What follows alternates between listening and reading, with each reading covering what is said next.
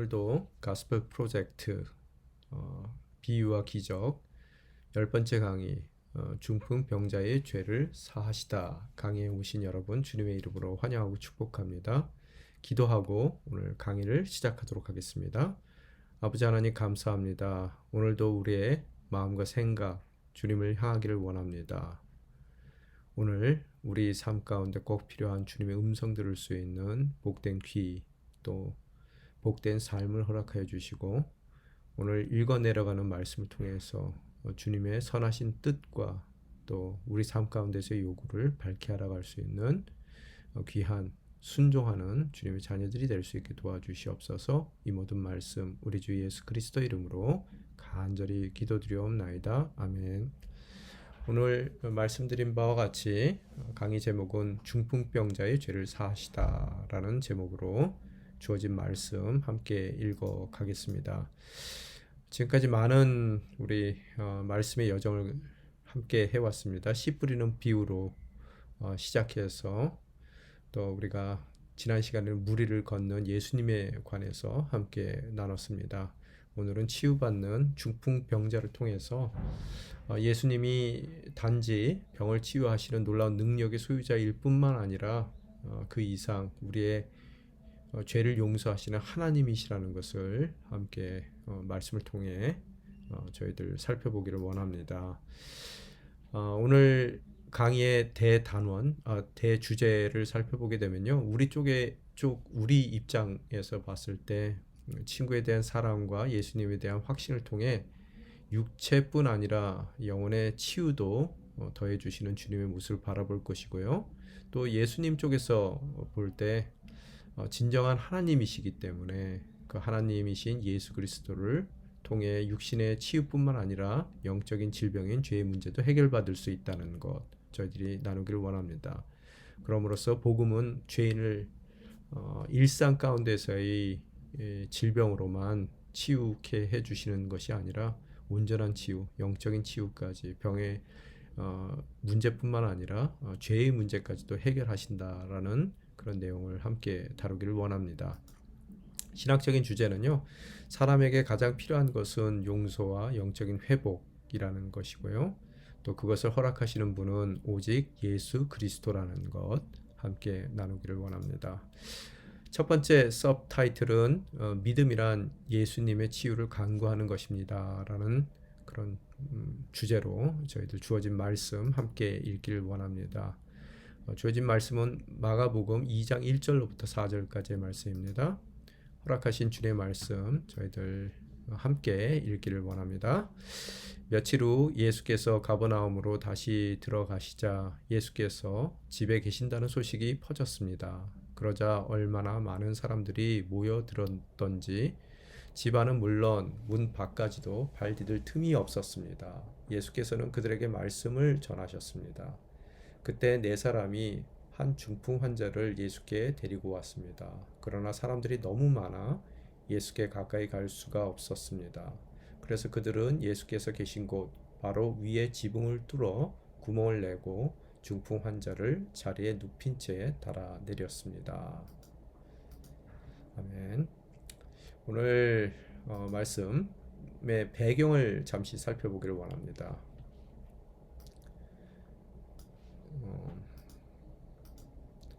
예수님께서는 순회하며 설교하시고 또 먼 거리까지 전도 여행을 떠나셨었죠.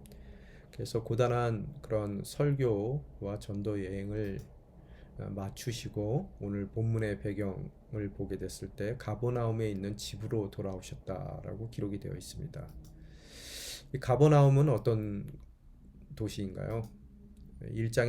마가복음 1장의 배경이 되는 도시인데요. 갈릴리 호수 북쪽에 위치한 큰 마을입니다. 지리상으로는요. 그런데 우리가 1장 30절에서 하반부에 기록된 것과 같이 시몬 베드로의 예수님의 수제자인 시몬 베드로의 고향이기도 하고요. 또 그곳에 계셨을 때 주님께서 베드로의 장모의 열병을 고쳐주신 바로 그 장소이기도 합니다. 그래서 이 가버나움은 이 갈릴리 사역의 그 초기의 사역 베이스 캠프 타이보가 나왔는데요. 초기에 예수님 사역의 베이스 캠프로 사용됐던 그런 곳이고요. 또 특별히 이 가버나움에 집으로 돌아오셨다라고 했을 때 그 집은 아마도 베드로의 장모 집이 아니었는가. 예수님께서 그 전에 그 장모의 열병을 치유해 주셨는데 그 후로 예수님께서 돌아오시면 쉬실 수 있도록 그 베드로의 장모의 집을 또 이렇게 허락해 주지 않았는가라고 생각을 해보게 됩니다. 아마도 예수님께서도 이번에도 고단한 그런 여행, 모든 전도 여행을 마치고 쉬고 싶은 마음으로 돌아오셨을 거예요. 우리도 어떻습니까? 하루의 일과가 고됐을 때 집에 돌아갈 때는 어떤 기대감으로 돌아갑니까? 쉴 수 있는 기대감으로, 아무것도 하기 싫은, 그럼 빨리 가서 쉬어야 되겠다는 마음으로 돌아왔을 거예요. 돌아옵니다. 예수님도 동일한 마음으로 아마 가버나움에 있는 집으로 돌아오셨을 것입니다. 그런데 어떤 일이 일어나요? 예수님이 돌아오셨다는 소문이 온 마을에 퍼지게 됩니다. 1절에서 그렇게 기록이 되어 있죠. 수많은 사람들이 그 소문을 듣고 몰려오게 됩니다. 집안에도 가득 차고, 한번 상상해 보세요. 많은 사람들이, 아마 이 베드로의 장모의 집이 그렇게 작은 집은 아니었던 것 같아요. 그 집에 사람들이 가득 몰려와 차 있고, 또 밖에도, 문 밖으로도 발 디딜 틈이 없을 정도로 많은 사람들이 예수님께 몰려왔더라는 겁니다.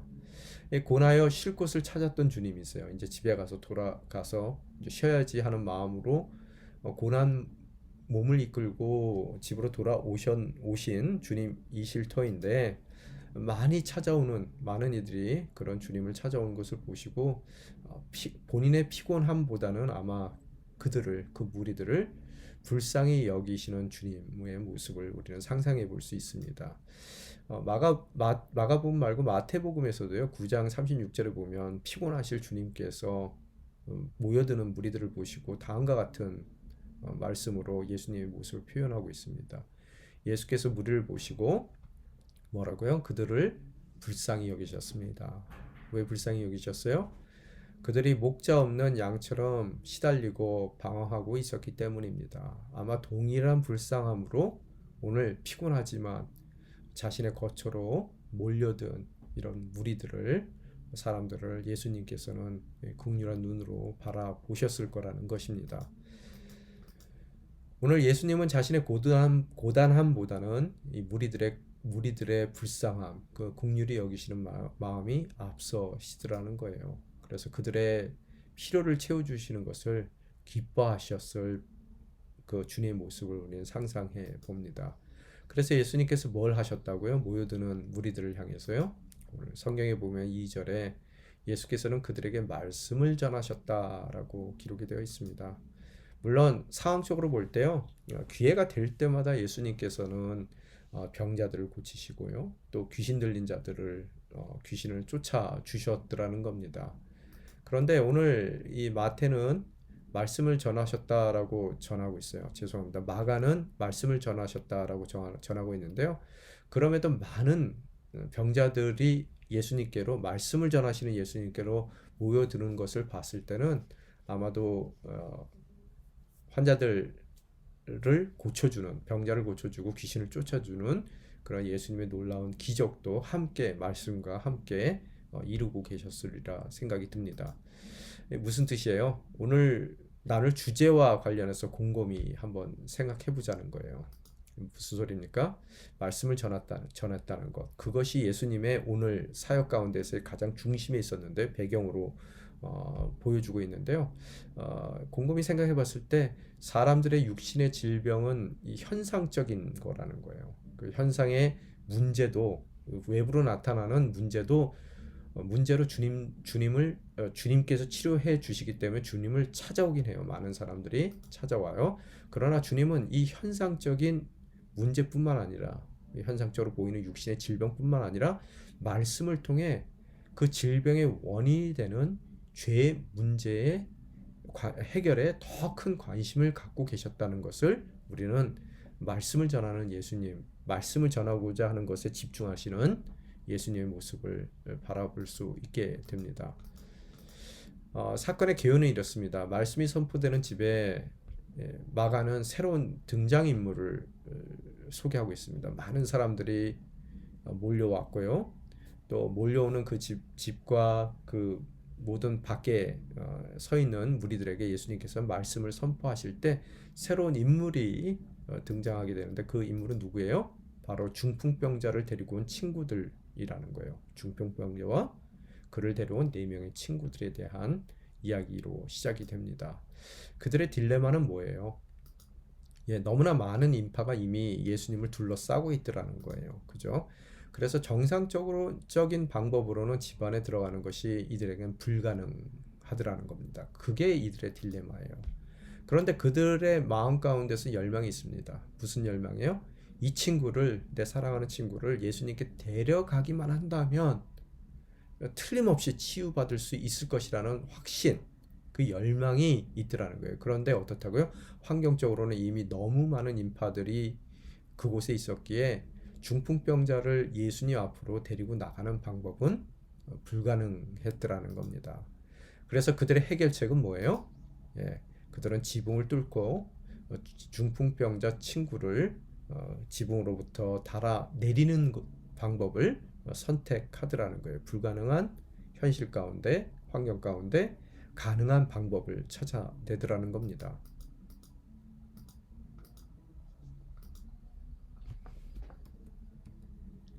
그들의 해결책이 먹히긴 했어요. 그게 작동은 했는데 문제점이 있죠. 어떤 문제점이에요? 많은 사람들에게 비난받을 만한 일이라는 거예요. 그죠? 여러분 같으면은 지금 예수님을 어떻게 해서라도 만나서 내 병을 좀 고쳐봐야 되겠다라고 기다리고 있는데 누군가가 지붕을 뚫고 내려온다고 생각해 보십시오. 이 비난받을 일이에요. 줄 서서 순서를 기다리고 있었던 사람들이 있더라는 거예요. 그래서 그들에게 비난받을 일이었고요. 또 더 나아가서 집안에 있던 사람들 위해서는 뭔가 머리 위에서 막 떨어질 겁니다. 안전 문제가 또 있었을 거예요. 그죠? 그래서 비난받았을 거고요. 또 무엇보다도 집의 지붕을 파손한 것 때문에 집주인인 아마 베드로의 장모에게 이 재산상의 문제가 생겨서 그들에게 뭐예요? 이 모든 손해배상을 해야 될 재정적인 문제도 있을 수 있더라는 거예요. 그래서 비난받을 일이었다는 거예요. 그러나 비난받으며 큰 대가를 치러야 될 그런 방법임에도 불구하고 그들의 기대는 어땠어요? 그들이 치러야 될 그 대가보다 받는 비난보다 얻을 것이 훨씬 크다라고 판단하여 그들은 지붕을 뚫어 친구 중풍병자 환자를 내달더라는 겁니다. 예수님 앞으로 내보내더라는 거예요. 그들의 판단의 기준이 뭘까요? 예수님에 대한 확신과 기대가 있었던 것 같아요. 평생을 이렇듯 누워서 지낼 수밖에 없는 불쌍한 내 친구, 이 친구를 예수님께로 데려가기만 한다면 틀림없이 낫게 해주실 것이라는 확신과 예수님에 대한 기대가 있었던 것 같아요. 그래서 그들은 비난받을 방법인 일인 줄 알면서도 불구하고 현실에 갇힌 또 현실에 막혀 있는 어려움들을 어때요? 지붕을 뚫는 방법을 통해서라도 예수님 앞에 친구를 데려가고자 했더라는 거예요. 줄 서는 문제, 또 안전 문제, 또 배상해야 되는 문제 등등.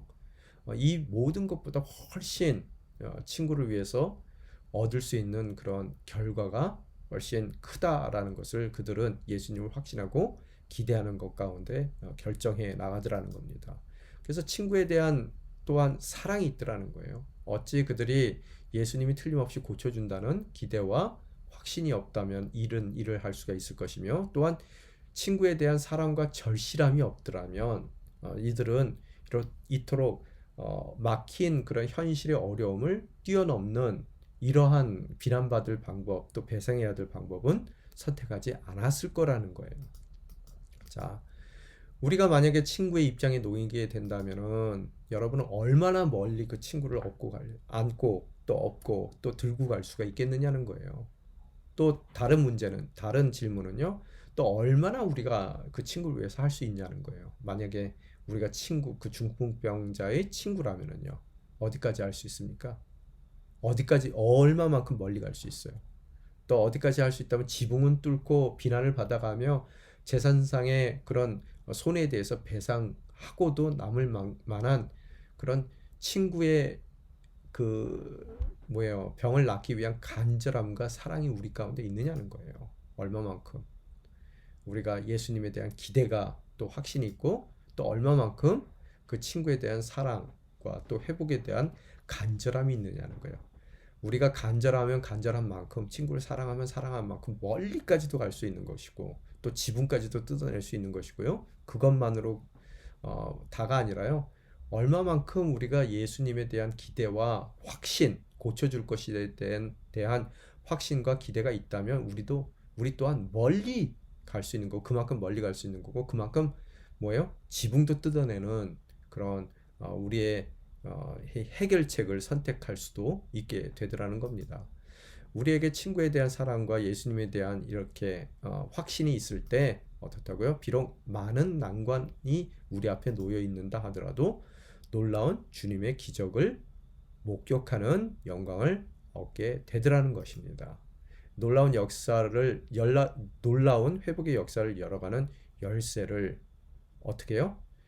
예수님에 대한 기대와 확신으로 또 그 친구에 대한 사랑과 회복에 대한 간절함으로 우리는 그 열쇠로 이 회복의 역사를 열어가게 될 줄 믿습니다. 바로 친구에 대한 사랑과 간절함 그리고 예수님에 대한 기대와 확신 즉 믿음으로 오늘 이 네 친구들은 그 친구의 회복뿐만 아니라 놀라운 하나님으로서의 예수님의 기적을 체험케 되더라는 겁니다. 안 넘어가네요. 예. 도입 질문 하나 드리겠습니다. 어떤 이유로 사람들을 예수님께 인도하고 있습니까? 질문에 그 대상, 이 중풍병자 친구에 대한 사랑과 긍휼 그리고 그의 회복에 대한 간절함으로 우리는 인도할 수 있고요. 또한 예수님에 대한 기대와 확신, 즉 예수님의 예수님 되심의 믿음이 있다면은 우리는 예수님께로 많은 인생의 질병을 앓고 있는 이들을 예수님 앞으로 인도하게 될 줄 믿습니다. 두 번째 서브타이틀은요. 예수님은 치유보다 용서가 더 필요할 때가 있다고 말씀하십니다.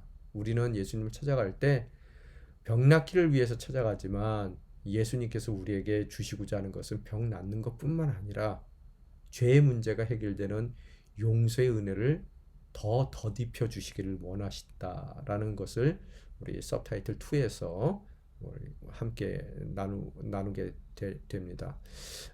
읽어야 될 성경 구절은요. 마가복음 2장 5절이에요. 자, 2장 5절 같이 읽도록 하겠습니다. 예수께서는 그들의 믿음을 보시고 중풍 환자에게 말씀하셨습니다. 얘야, 내 죄가 용서받았다. 아멘. 이 사건에서 예수님의 특이점을 하나 발견하게 되죠. 다른 사건에 비해서 이 사건만이 갖고 있는 특이한 점이 있다는 거예요. 무슨 소리예요? 늘 병자는 고쳐왔어요. 병자를 고친 것이 오늘 사건의 특이점은 아니고요.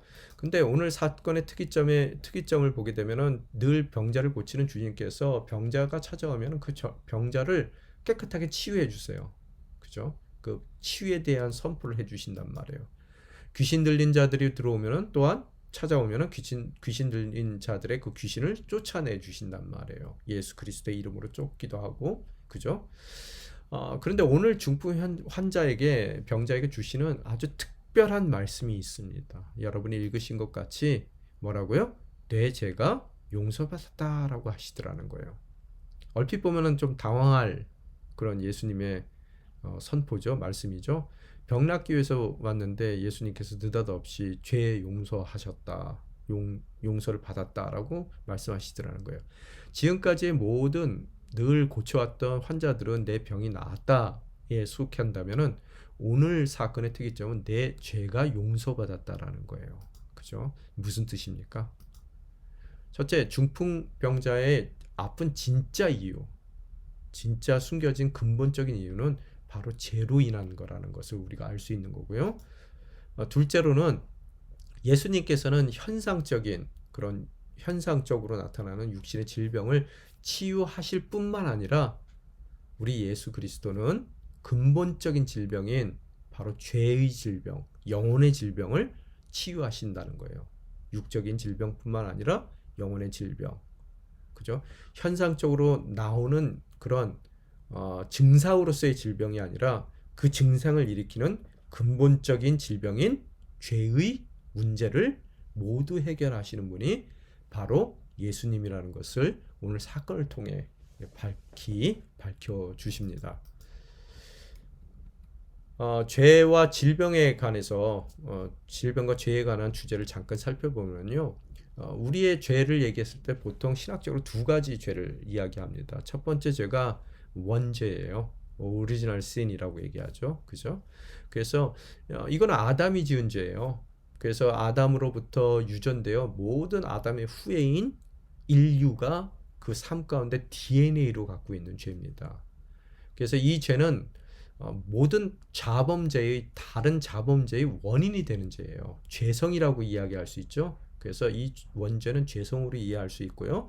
우리 몸 가운데 유전되어진 죄고요. 그 죄로 인해서 우리가 아담이 지었던 죄가 아닌 또 다른 우리의 죄를 자범죄를 짓게 되는 원인이 되는 죄가 바로 원죄예요. 오리지널 신이라고 얘기하죠.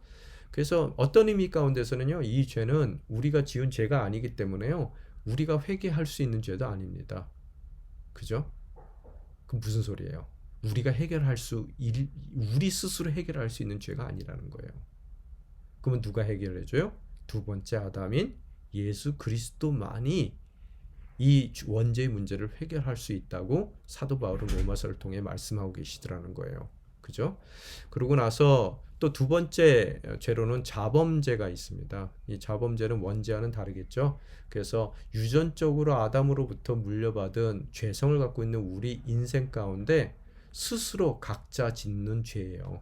그죠? 보통 우리가 얘기하는 죄가 여기에 해당될 수 있겠어요. 이거는 우리가 회개해야 돼요. 예수 그리스도 이름으로 회개했을 때 주님께서 우리의 자범죄를 용서해 주시더라는 거예요. 그 individual sin 그렇게 얘기할 수 있어요. 그래서 두 가지 죄가 있다는 거 여러분 머릿속에 좀 담고 가셨으면 되겠고요. 그래서 질병과 죄의 관계가 그럼 무엇이냐? 예수님께서 제자들과 대화하는 그런 내용들이 나오는데요. 요한복음에 보면은 9장 2절에서 3절에 보게 되면 제자들이 예수께 물었습니다. 라삐어, 이 사람이 눈먼 사람으로 태어난 것이 누구의 죄 때문이니까? 라고 물어요. 태어날 때부터 장님이에요. 그래서 눈이 멀었습니다. 당연하게 제자들은 아무 생각 없이 예수님께 물어요. 그들의 평상시에 생각이 튀어나와요. 누구의 죄 때문에 이 사람이 장님으로 처음부터 태어났느냐는 거예요. 이 사람의 죄 때문입니까? 혹은 부모의 죄 때문입니까? 누군가의 죄 때문에 이 사람이 오늘 장님으로서의 질병 가운데 고통받고 있더라는 거예요. 예수께서 대답하셨습니다. 뭐라고요? 이 사람의 죄도 그 부모의 죄도 아니다. 다만 하나님께서 하시는 일을 그에게서 드러내시는 것이다 라고 말씀하십니다. 오늘 유대인들의 보편적인 생각은요, 이 요한복음에 나온 것 같이 뭐라고요? 질병, 특히 태어날 때서부터 얻은 질병의 원인은 누구의 죄 때문이라고, 뭐 때문이라고요? 죄 때문이에요. 이 자범죄 때문에 그가 오늘 그 질병을 얻었을 수도 있다라고 생각하고요. 더 나아가서 부모의 죄, 조상들의 죄로 인해서 그 자손들이 질병을 얻었다라고 생각하는 것이 보편적인 유대인들의 생각입니다. 그러나 주님은 때로는 뭐 그런 보편적인 그런 공식이 맞을 수도 있어요. 뭐 예를 들어서 우리도 어떻다고요? 여러분이 술 많이 마시고 생활을 아무렇게나 막 하시면 어때요? 그 죄된 삶으로 인해서 우리의 몸이 질병을 얻을 수밖에 없잖아요. 어느 정도 이해가 되는 거예요. 그리고 부모의 식습관이 잘못됐다면은 그것이 그 가정 가운데 고스란히 나며 자녀들의 식생활도 잘못될 수 있는 것이고 그 가운데 그 자녀들이 질병을 얻을 수도 있어요. 뭐 이걸 꼭 굳이 나쁘다라고 생각하는 게 아니라 제가 보기에는 어느 정도 유대인들의 생각도 어느 정도 일리가 있다는 거예요. 그런데 한 가지 주님께서 하시는 말씀이 뭐냐면 꼭 자범죄 때문에 질병이 일어나는 건 아니라는 거예요. 뭐 흔한 케이스는 아니겠지만 요한복음에 나타난 것 같이 주님이 하시는 일을 나타내기 위해서, 영광을 드러내기 위해서, 또 예수님이 그리스도라는 것을 표적으로 나타내는 계기가 되기 위해서 그 사람이 질병을 앓고 있을 수도 있더라는 거예요. 오늘 요한복음에 나타난 케이스는 바로 예수님의 예수님 되심을 드러내기 위해서 하나님께서 하시는 일이 무엇인지를 보여주기 위해서 그 사람은 어떻다고요? 장님으로 태어났다라고 누구의 죄 때문도 아니라라고 말씀을 하시더라는 거예요. 이 죄와 이 질병의 관계예요.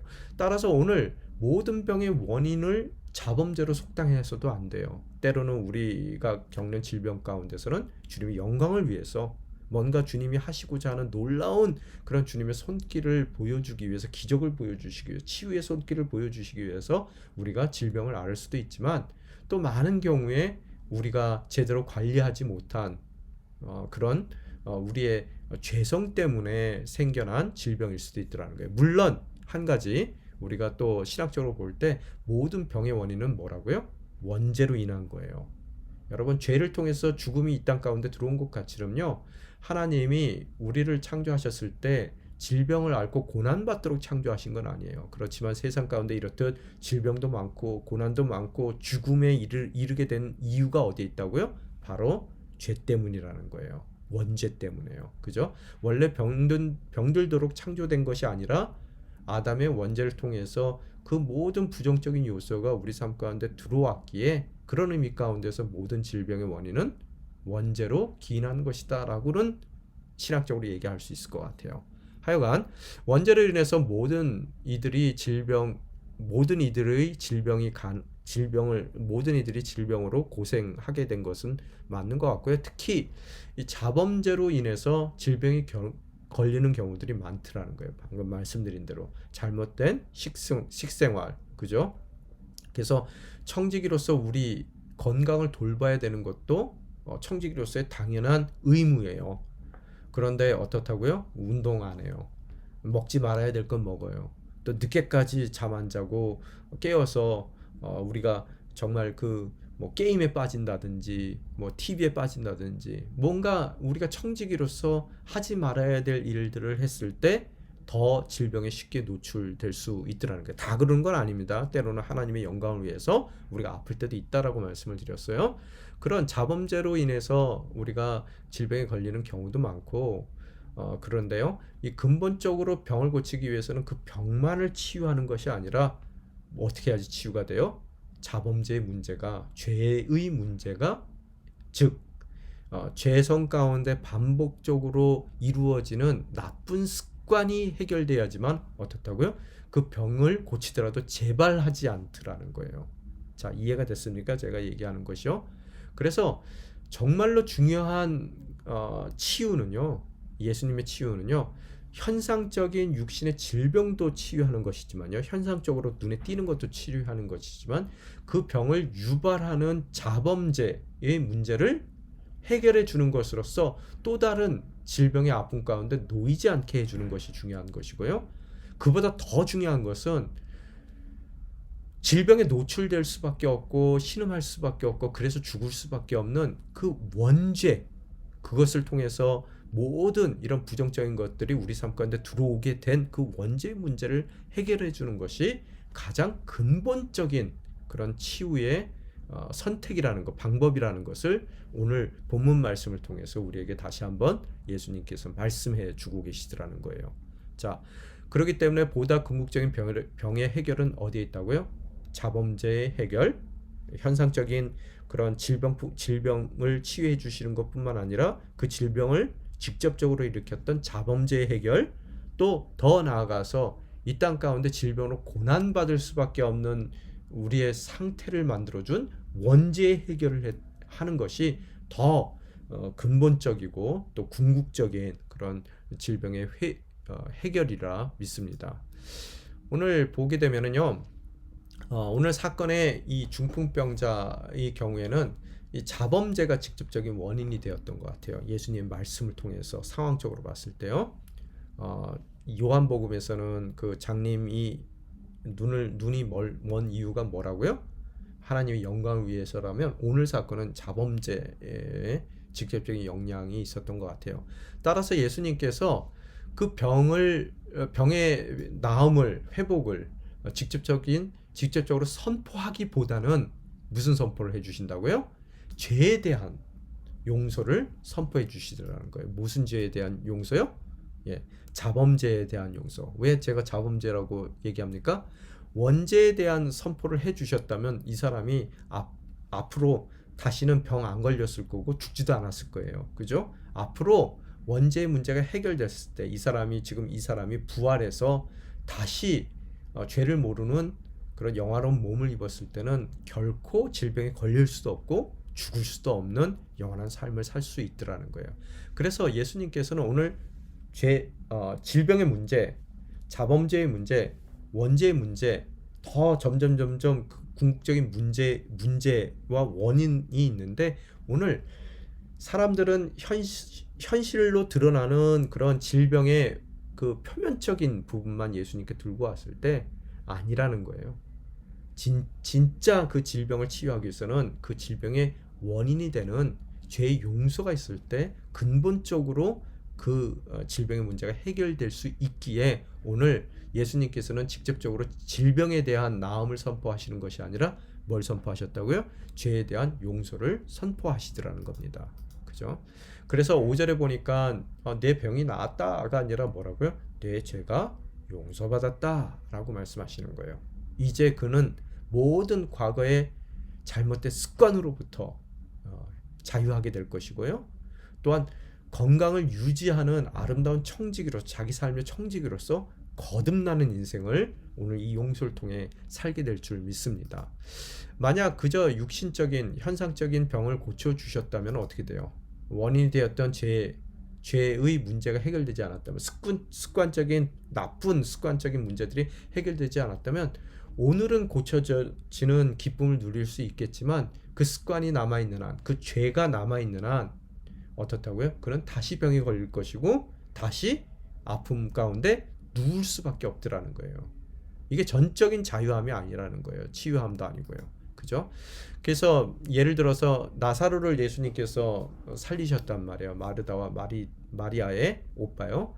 그런데 틀림없이 원죄의 문제가 해결되지 않았기 때문에요, 기적적으로 살리기는 하셨지만 그가 나이 들어서 죽을 수밖에 없었을 거라는 겁니다.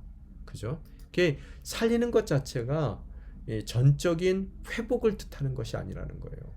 왜? 죽음은 바로 죄의 결과고, 예수 그리스도의 십자가의 죽으심을 통해서 주님께서 죽음을 이기신 그 부활의 능력으로 다시 한번 우리 삶 가운데 돌아와 주셨을 때, 우리가 영화로운 몸을 입었을 때, 즉 원죄의 문제가 해결됐을 때 비로소 나사로는 더 이상 죽지 않는, 그 죽음을 이긴, 그 죽음의 문제를 완전히 해결한 그런 영원한 삶을 사는 성도가 될 줄 믿습니다. 바로 그 얘기예요. 그렇기에 아무리 살려도 죄의 문제가 해결되지 않으면 또 죽을 수밖에 없다는 거예요.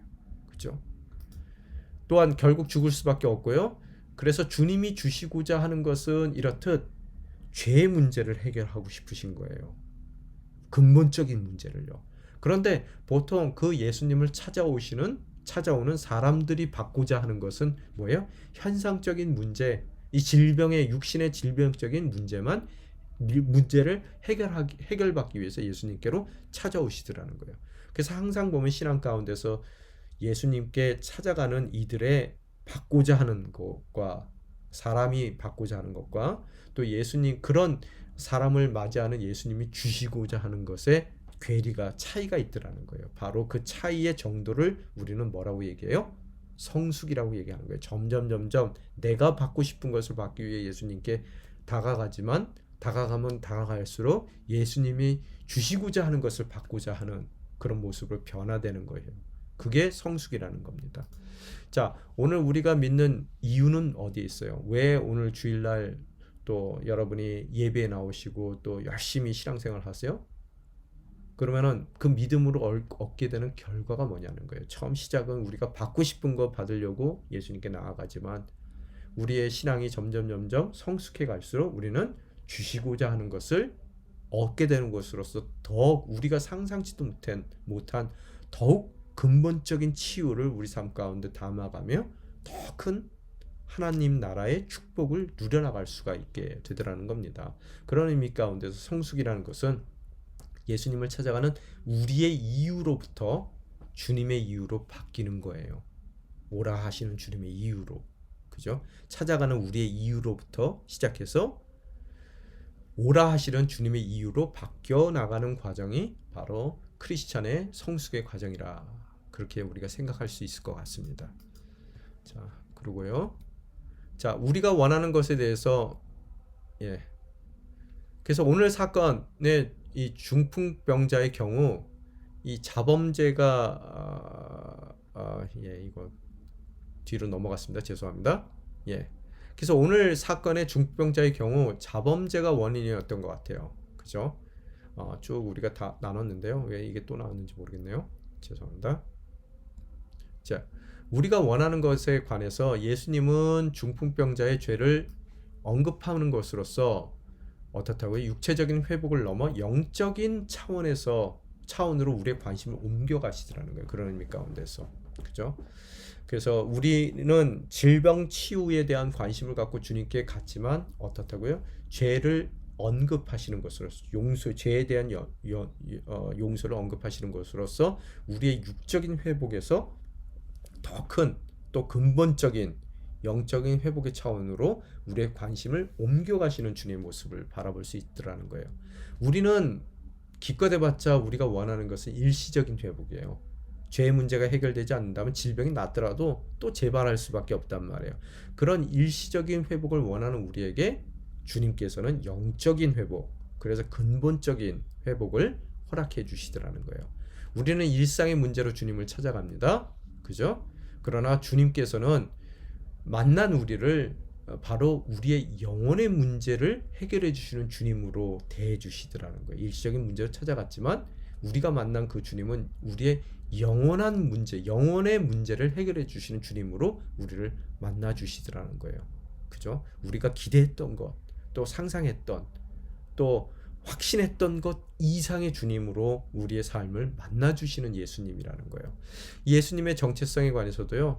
단순한 능력의 선지자적인 차원 가운데서 우리는 그런 예수님을 찾아갔다면은 이제 우리가 만난 예수님은 영적인 질병을 고치시는 그런 메시아적인 차원으로 우리를 만나 주시더라는 거예요.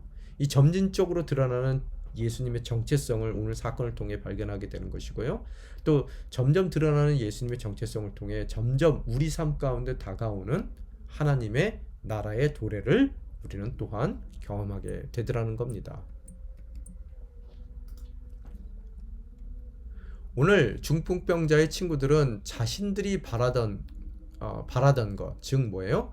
육체의 질병에 관해서뿐만 아니라 그들이 상상치도 못했던 죄의 문제까지도 해결되는 그런 놀라운 이적과 기적을 그들이 경험하게 되더라는 겁니다. 우리도 친구에 대한 이렇듯 사랑하는 마음, 또 그들의 그 회복에 대한 간절함이 있고 또한 그런 모든 간절함에 합하도록 예수님에 대한 기대와 확신으로 나아가기만 한다면 우리 또한 지붕을 뚫는 그런 믿음이 있다면 그렇기 때문에 우리가 원하는 인생의 육적인 질병인 고난과 또 아픔을 해결받을 뿐만 아니라 병도 나음을 입었단 말이에요. 그게 안 낫는다는 얘기를 하는 것이 아닙니다. 그 모든 육적인 아픔도 해결되지만 더 나아가서 우리가 상상치도 못했던 영적인 문제까지도 해결받는 그런 놀라운 오늘 중풍 환자와 같은 그런 놀라운 경험의 주인공이 될 줄 믿습니다. 다시 한번 오늘 세상을 향한 그래서 간절함과 사랑이 회복돼야 된다는 거예요. 오늘 자체가요. 그죠? 우리가 이런 기적을 경험하지 못하는 것이 더 이상 그 대상들에 대한 사랑과 회복에 대한 간절함이 없기 때문에 우리는 저 사람 많잖아. 다음에 가자라고 포기하게 되더라는 거예요. 그런데 오늘 그 대상들에 대한 사랑과 또 그들의 회복을 간절히 바랄수록 우리 또한 많은 인파가 가라막혀 있음에도 불구하고 지붕을 뚫어 내리는 그런 수고도 마다치 않는 그런 내 친구와 같은 그런 결단을 할 수 있게 될 줄 믿습니다.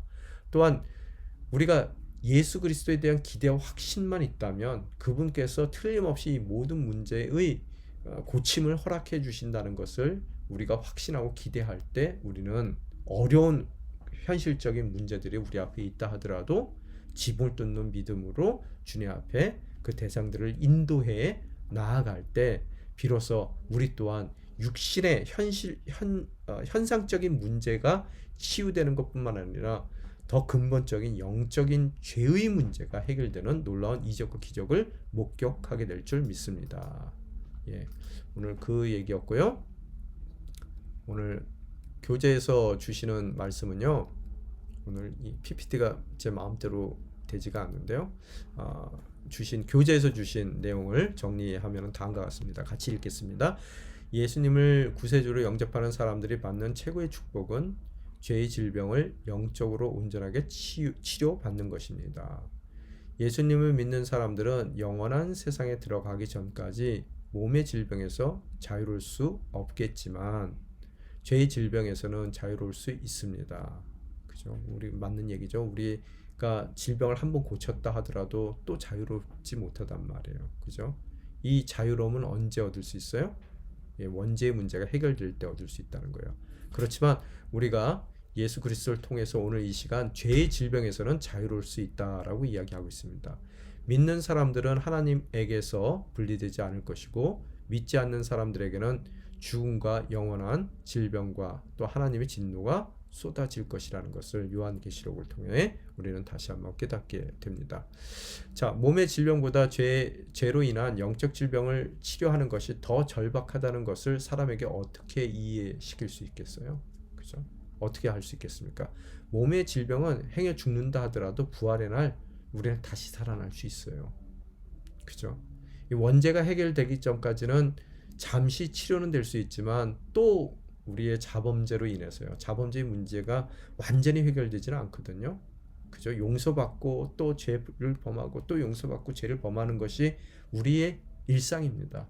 원죄 문제가 해결될 때까지는 다람쥐 쳇바퀴 돌듯이 그런 삶을 살아갈 텐데, 그래서 몸의 질병으로 인해서 행해 죽는다 하더라도 부활의 날 원죄의 문제가 완전히 해결됐을 때 우리는 더 이상 죽지도 않고 또 병에 걸리지도 않는 그런 영원한 삶을 누리게 될 줄 믿습니다. 죄로 인한 질병, 영적 질병으로 죽으면 영원한 죽음, 또 하나님과 영원한 단절이 있다는 거예요. 그래서 몸의 질병보다 더 중요한 것이 영적인 질병, 즉 죄의 문제라는 거예요. 예수님께서는 그 문제를 해결해 주시기 위해서 이 땅 가운데 내려오셨다는 겁니다. 그죠? 그리고 또한 몸의 질병은 주님의 긍휼의 대상이 될 수 있어요. 그래서 우리의 자범죄도 용서해 주시고, 때로는 자범죄가 관계되어 있지 않는 또 영광을 위해서 우리의 질병을 질병을 치유해 주실 수도 있고요. 그러나 영적인 질병은 주님의 심판이 될 수밖에 없다는 것을 우리는 밝히 알아야 될 줄 믿습니다. 자, 세 번째 마지막 단락인데요.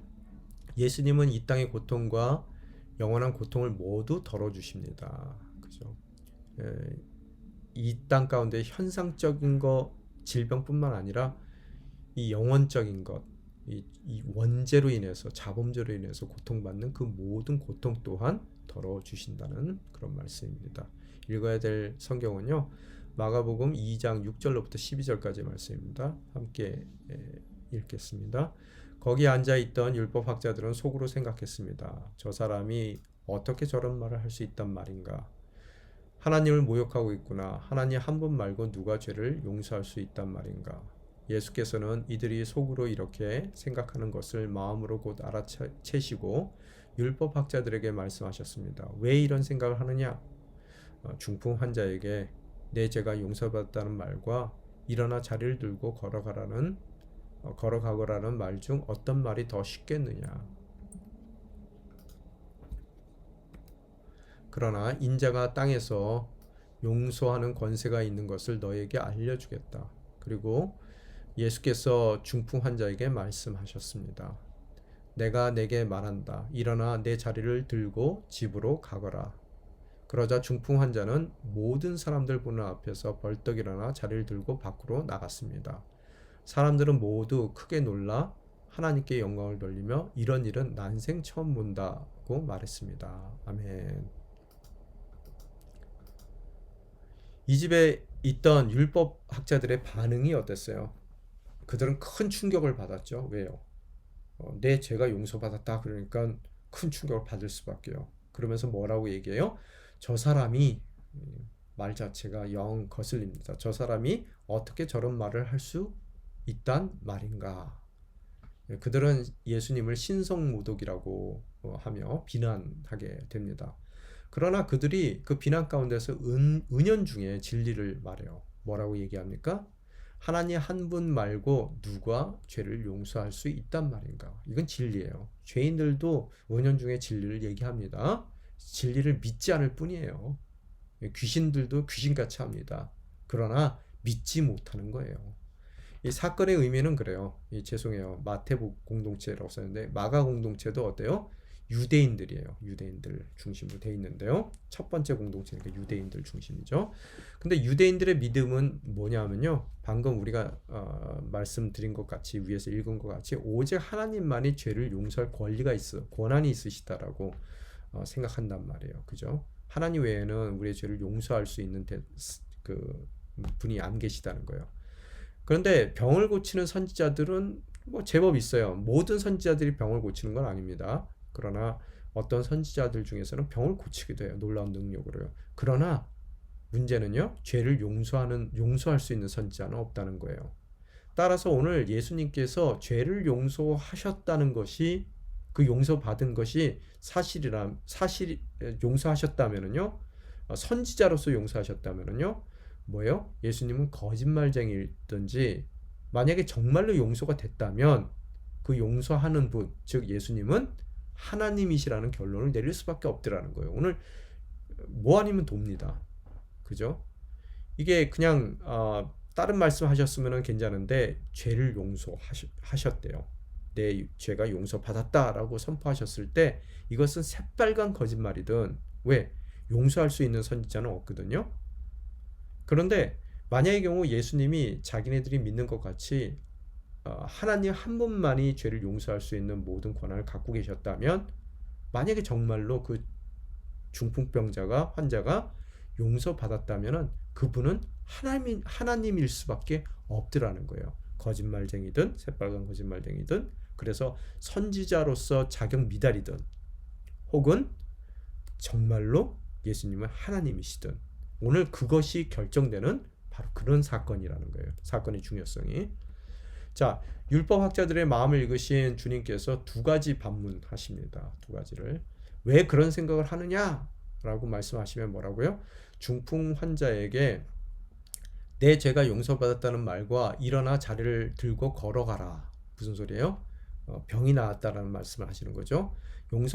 죄를 용서받았다는 말과 뭐라고요? 병이 나았다는 말 중에서 어떤 말이 더 쉽느냐라고 물어보세요. 첫 번째 질문이 뭐라고요? 왜 그런 생각을 하느냐? 두 번째 뭐라고요? 용서가 쉽겠느냐? 병을 그저 치유하는 것이 쉽겠느냐? 어떤 말이 쉽겠느냐?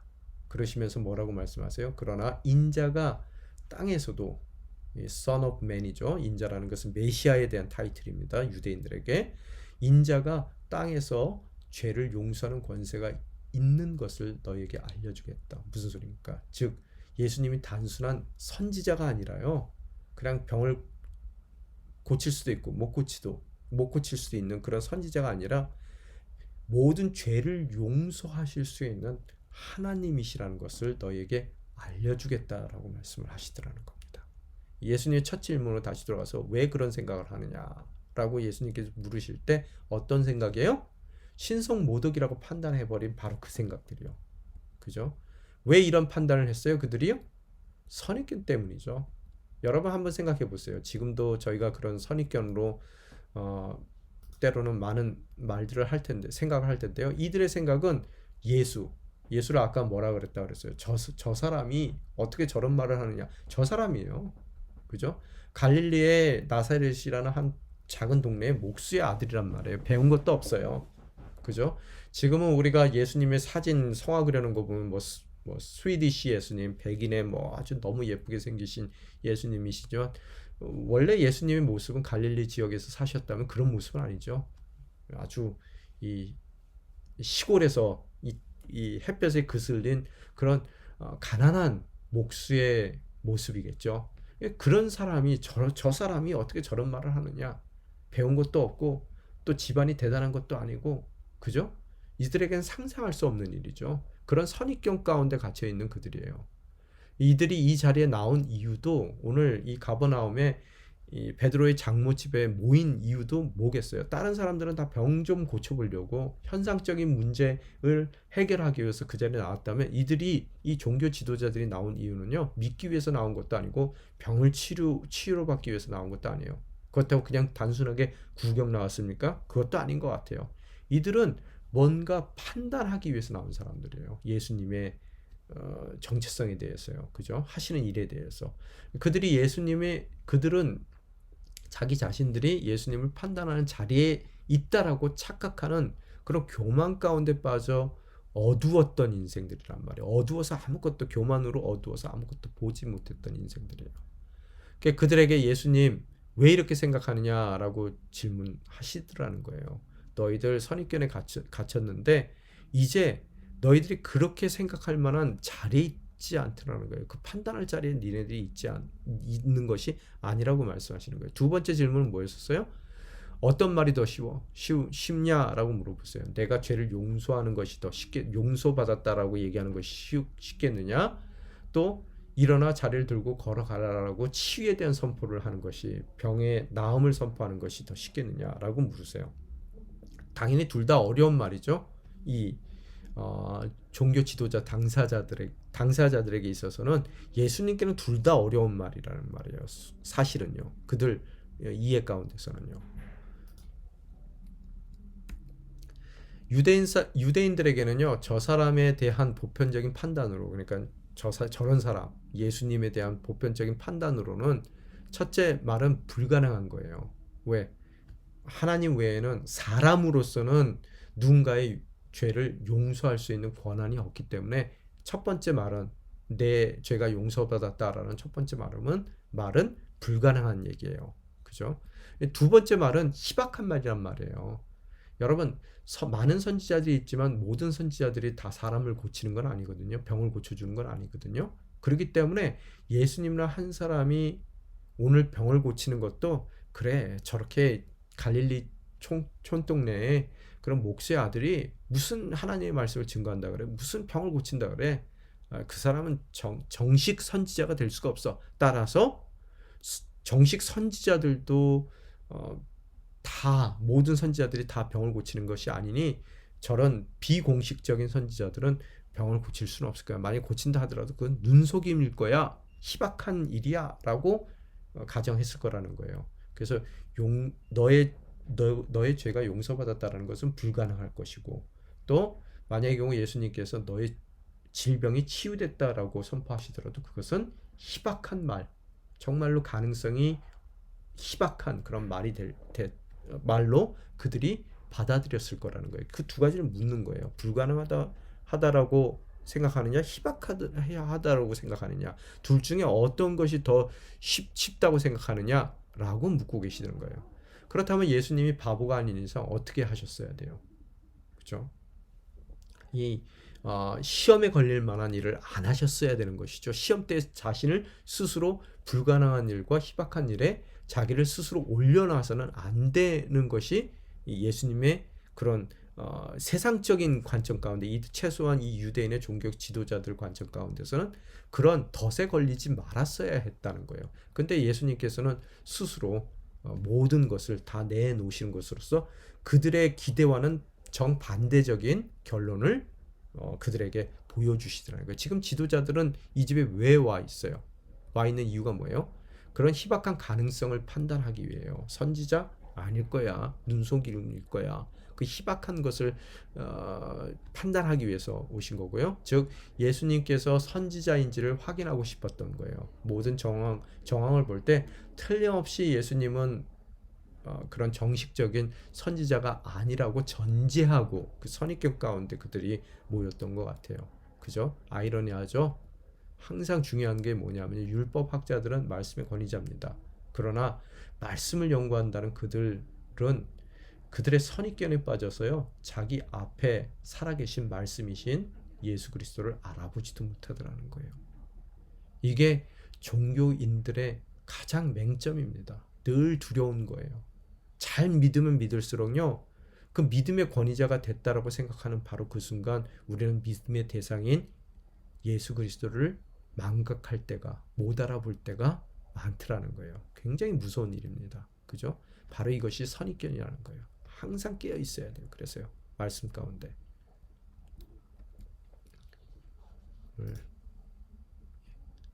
종교 지도자들의 공식은 뭐냐 하면요. 갈릴리 출신 예수는 결코 정식적인 선지자가 될 수 없다. 기적을 행했다 하더라도요. 모든 선지자들이 당연히 뭐 질병을 다 고치는 것도 아니고요. 만약에 고쳤다 하더라도 가짜 선지자인 예수 그리스도는 속임꾼일 수밖에 없다라는 공식을 갖고 그들은 오늘 이 베드로의 이 오늘 놀라운 현상적인 질병을 치유하실 뿐만 아니라 그 질병의 근원이 되는 죄의 용서를 해주시는 메시아의 드러내는 자신의 정체성을 드러내는 자리 가운데 불청객으로 와 있더라는 거예요.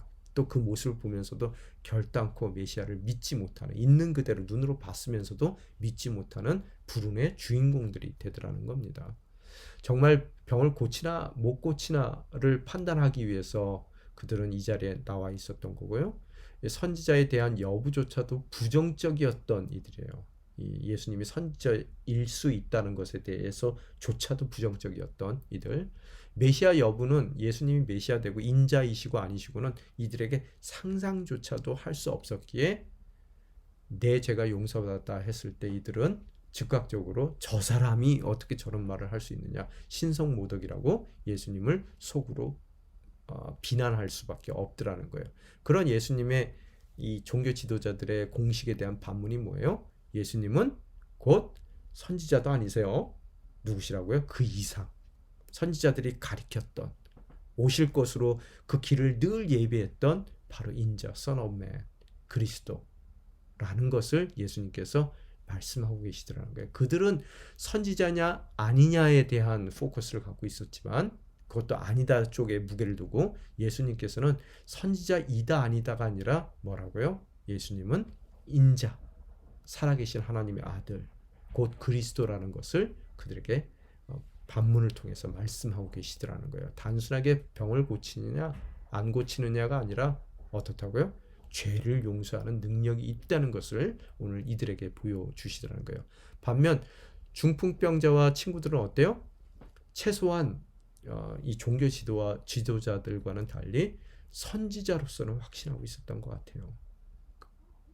또 확신, 불확신의 문제가 아니라요.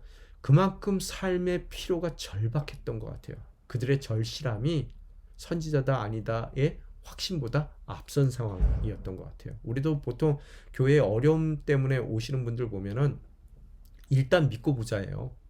그래서 그들이 갖고 있는 그 삶 가운데서의 어려움에 대한 절실함이, 그 필요에 대한 절실함이 뭐라고요?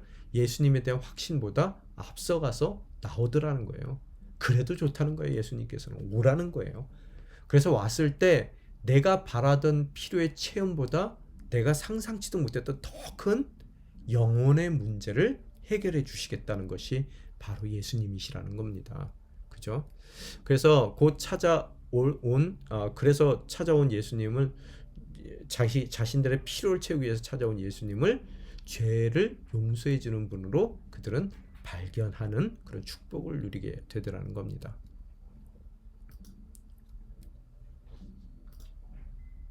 자, 종교 지도자들은 선지자의 여부를 판단하는 마음으로 예수님 앞에 나아갔고요. 중풍 환자와 친구들은 최소한의 확신, 더 정확하게 얘기하면 그들의 필요에 대한 절실함이 확신보다 앞선 상태로 예수님을 찾아왔다는 것이고요. 이런 다양한 그런 입장 가운데서요. 이 다양한 사람들 앞에서 예수님은 진정한 자신의 정체성이 무엇인지를 이제 밝혀주기를 원하시더라는 겁니다. 이 불가능하고, 왜 사람이기 때문에 아무리 뛰어난 선지자도 죄를 용서할 수 있는 권한은 없기 때문에 희박하다. 어찌 갈릴리의 이 촌동네의 목세 아들이 선지자일 수가 있겠느냐. 이건 눈속임일 수밖에 없다라는 희박성을 갖고 희박성을 여기는 이 종교 지도자들에게 예수님께서 이제 선포해 주시더라는 거예요. 뭐라고요? 10절 11절 함께 읽겠습니다. 인자가 땅에서 죄를 용서하는 권세가 있는 것을 너희에게 알려주겠다. 그리고 이제 클라이막스로 막 올라가죠. 예수께서 중풍 환자에게 말씀하셨습니다. 내가 내게 말한다.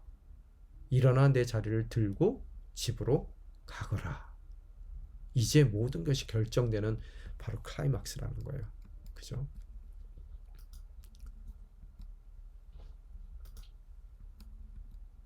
여기서 두 가지의 가능성과 결론이 가능하죠. 가능성, 결론. 첫 번째, 만약 중풍 환자가 일어나지 못하면 어떻게 됐겠어요? 그죠? 예수님께서 이렇게까지 말씀하셨는데. 그러면 신성 모독의 결과라고 결정해 버리겠죠. 그래서 종교 지도자들이 가졌던 선입견과 같이 이건 선지자도 못 돼요. 그 선지자의 정체성도 부정될 거예요. 눈속임꾼으로 예수님 매도당해요. 어떻게 됐을까요? 돌로 쳐서 죽임을 당하셨겠죠. 이 첫 번째 가능성입니다. 두 번째 가능성이 뭐예요? 만약에 중풍 환자가 일어난다면, 예수님이 선포하신 대로 일어난다면 어때요? 아무리 신성모독이라고 비난받았었어도 그 전에, 또 선지자가 아니라고 부인했었어도 하나님께서 이 모든 것을 인정해주는 증거가 될 거라는 거예요. 그죠?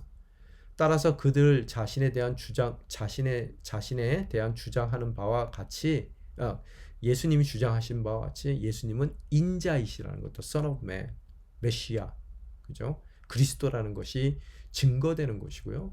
또한 죄를 용서할 수 있는 권한을 가진 단 한 분, 바로 그분이 하나님이시라는 것을 인정해야만 하는 두 가지의 양극단. 아까 말씀드린 대로 도안이 뭐라 그랬어요? 그 결과가 가능해지는 그런 클라이막스에 우리가 올라오게 된 것입니다. 사건의 결과가 어떻게 돼요? 자, 12절 같이 읽겠습니다. 그러자 중풍 환자는 모든 사람들이 보는 앞에서 벌떡 일어나 자리를 들고 밖으로 나갔습니다. 얼마나 멋져요. 그죠? 너무 통쾌해요. 공개적으로 또 확실한 증거가 그들 앞에서 일어났더라는 거예요. 이루어졌다는 거예요. 사건에 대한 사람들의 반응은 어떻습니까? 사람들은 크게 놀라, 한 번도 경험하지 못해 깜짝 반전의 역사죠. 그죠? 그래서 그 놀란 일로 인해서 하나님께 영광 돌리며 뭐라고 얘기해요? 이런 일은 난생 처음 본다. 그 전에 선지자들은 봤지만 기껏 해보자 병 고치는 것이지, 진정 그래서 그 병을 고치긴 했지만 자범죄로 인해서 또 그 병을 앓을 수밖에 없는 이 우리의 인생 가운데 이제 근본적으로 그 병의 원인이 되는 죄의 용서를 허락하신 바로 그분, 그 용서의 권한을 갖고 있는 단 한 분, 하나님이신 예수 그리스도의 놀라운 현현을 그들이 오늘 이 사건을 통해 난생 처음 보고 놀라 하나님 아버지께 영광을 돌렸다라고 기록이 되어 있습니다. 그저 병 고치는 능력을 가진 선지자 이상의 예수 그리스도께서는 인자, 또 Son of Man이심을 목격하게 되더라는 겁니다. 자, 교재에 나온 그 결과를 저희들이 함께 읽기를 원합니다. 그들이 순회교사 혹은 선지자로만 알았던 예수님이 스스로 하나님과 동등한 메시아이심을 입증하신 것입니다. 예수님은 죄를 사하실 권세와 영적 질병과 몸의 질병을 모두 치유할 능력을 가지고 계셨습니다. 아멘. 결론 말씀드립니다. 자, 결론. 예수님께서는 우리가 삶의 문제로 예수님께 달려오시는 것을 기뻐하십니다. 예수님 피곤하시지 않으세요. 달려오면 기쁘십니다. 또 우리가 달려오는 그 이유가 그저 현실적인 우리의 그 표면적인 나온 그런 질병의 문제, 재정의 문제 등등 우리 삶의 표면적인 문제를 갖고 달려오더라도 기뻐 받아 주신단 말이에요. 그죠? 왜 영적인 문제 더 이 깊은 근본적인 문제를 갖고 달려오지 않느냐라고 반문하시지 않아요. 그 문제를 갖고 표면적인 문제를 갖고 달려오더라도 기뻐하시는 주님의 모습을 발견하게 됩니다. 또 우리가 친구에 대한 사랑과 또 그의 회복에 대한 간절함이 있다면, 더불어 더 중요한 예수님에 대한 확신과 기대가 있다면 꼭 고쳐주실, 또 예수님이랑 틀림없이 회복시키실 것이라는 것에 대한 기대와 확신이 있어서 있을 때 우리는 그 대상을 데리고 아무리 어려운 우리 삶 가운데서의 난제들이 있더라도 우리가 지붕을 뚫는 믿음으로 주님 앞으로 달려나갈 수 있게 된다는 것을 배우게 됩니다. 또 나아가는 우리의 발걸음을 막는 어려움이 있지만 지붕을 뚫고 내려가고자 한다면, 그런 결단만 있다면 우리의 필요를 만나주시는 주님을 또한 우리가 발견하게 됩니다. 그 만남을 통해 우리의 기대보다 더 선한 것을 허락해 주세요. 표면적인 것만 해결을 보기 원했지만 그 표면적인 문제의 궁극적인 원인의 해결을 주님께서 허락해 주시더라는 거예요. 즉 훗날 예수님께서 다시 돌아오시는 날 우리의 원죄가 해결될 거예요. 또 오늘을 살아가며 오늘의 우리의 질병과 어려움과 고통의 문제가 되는 자범죄에 대한 용서를 해 주실 거라는 것입니다. 죄의 용서는 오직 한 분 하나님의 권한이에요. 따라서 그런 용서하는 모습, 궁극적인 치유의 모습을 통해 오직 예수님만이 우리의 그런 죄의 문제를 해결할 수 있는, 용서하실 수 있는 권한을 가지신 하나님으로서 우리의 죄의 문제를, 궁극적인 문제를 해결하실 수 있다는 것을 다시 한번 우리에게 확인시켜 주고 계십니다. 오늘 우리가 주님께로 달려온 이유가 무엇입니까? 우리의 중풍병은 뭐예요? 재정입니까? 건강입니까? 또 자녀의 문제예요? 오늘 그 모든 문제를 갖고 달려올 때 우리를 마다치 않는 분, 우리를 기뻐하시는 분이십니다.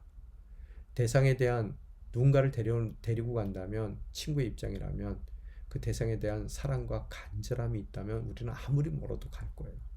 또 아무리 어려워도 우리는 지붕까지도 뚫을 것입니다.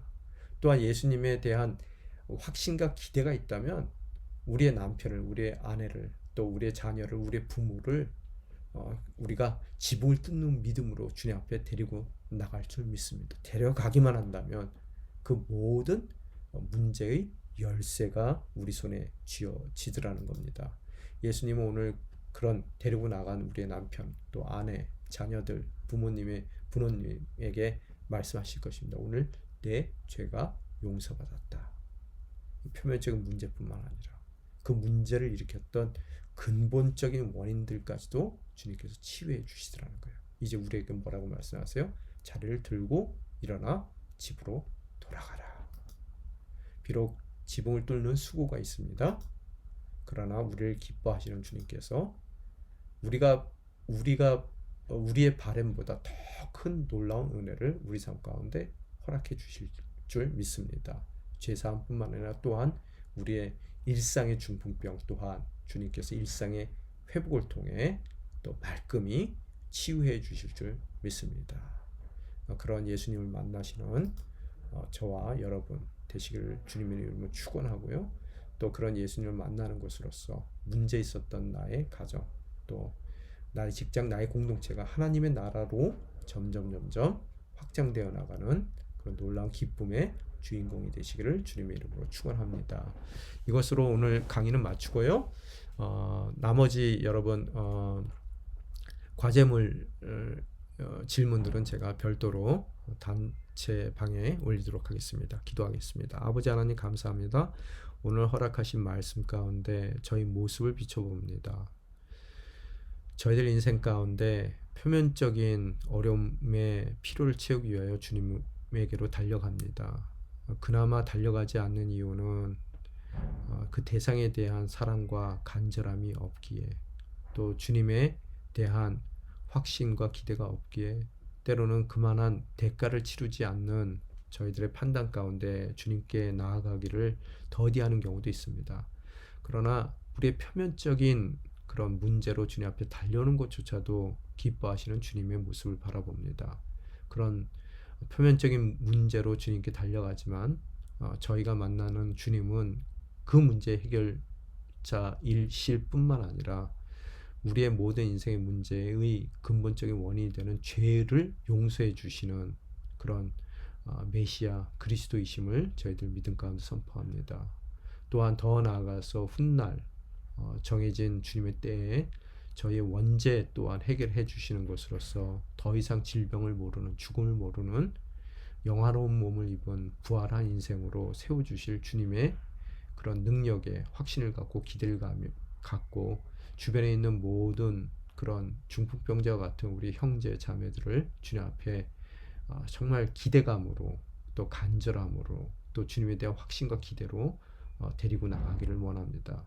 그런 삶 가운데 진정 우리의 일상의 필요뿐만 아니라 그 필요의 원인이 되는 모든 죄를 용서받는 놀라운 은총의 주인공들이 될 수 있도록 우리의 삶을 인도하여 주시옵소서. 그런 한 주간의 삶을 통해 주님의 은혜를 다시 한번 더 듣기를 원합니다. 주님 도움의 손길을 펼쳐 주시옵소서. 이 모든 말씀 우리 주 예수 그리스도의 이름으로 간절히 기도드리옵나이다. 아멘.